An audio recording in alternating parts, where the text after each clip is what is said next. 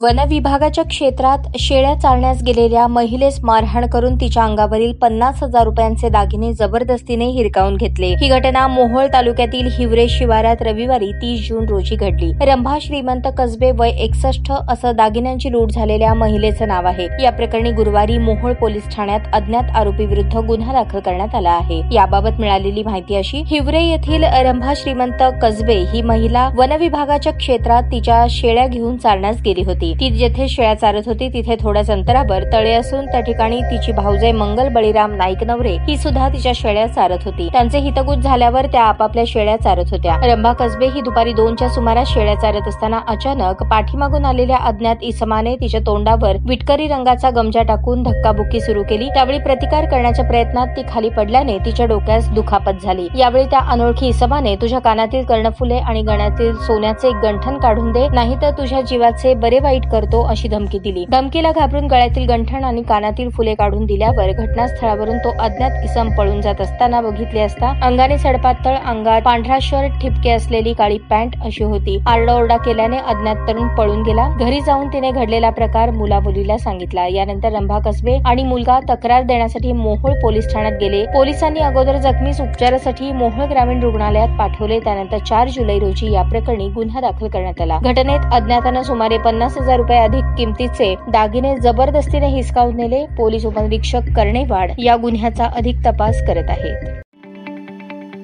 ताज्या बातम्या पाहण्यासाठी प्राईम महाराष्ट्र न्यूज चॅनलला सबस्क्राईब करा।